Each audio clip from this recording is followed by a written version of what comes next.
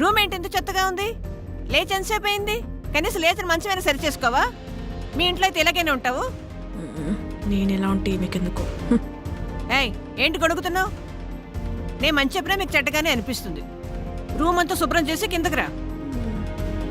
గెస్టులు వస్తున్నారు, నీ పెళ్లికి రాని వాళ్ళు. అవతల చాలా పనులున్నాయి, త్వరగా రా.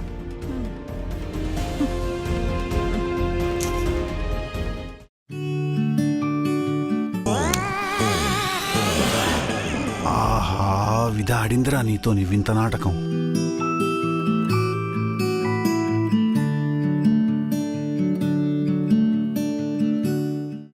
ఏయ్, రిమోట్ ఇవ్వు, నేను సీరియల్ చూడాలి.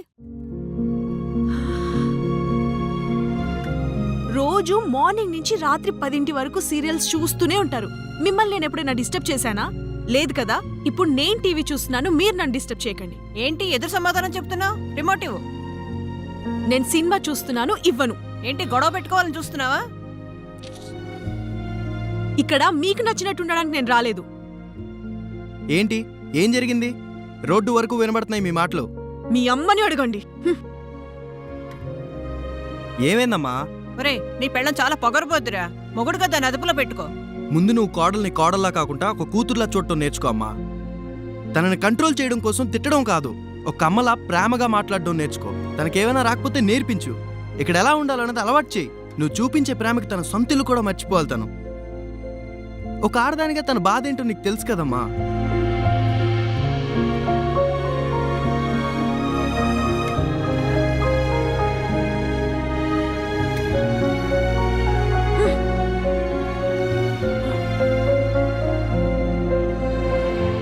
హలో అమ్మా, ఇక నా వల్ల అవ్వట్లేదమ్మా.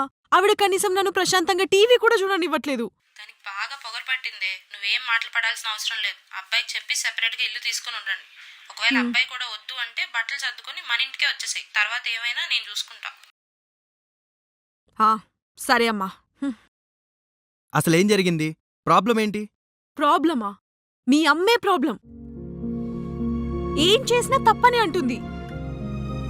ఏమైనా సరే, మా అమ్మ చెప్పింది, మనం వేరే ఇల్లు తీసుకొని అక్కడుందాం. అప్పుడు గాని మనం ప్రశాంతంగా ఉండలేం. కానీ సుచి, నా కోసం అది కూడా చేయలేరా? చేయలేనంటే చెప్పండి, నేను నా పుట్టింటికి వెళ్ళిపోతాను. చూసావా, ఇది నీ ప్రాబ్లం.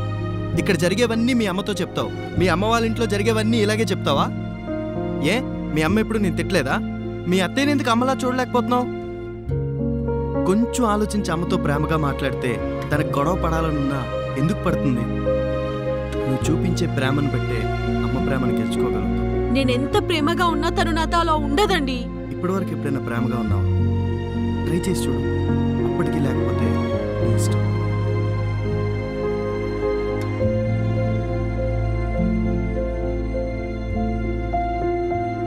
నేను 12 నెలలు కష్టపడితే 12 లక్షలు సంపాదిస్తున్నా. అలా 30% గవర్నమెంట్కి ఇస్తున్నా అంటే సంవత్సరంలో 4 నెలలు నేను గవర్నమెంట్ కోసం పని చేస్తున్నా. అది నా బాధ.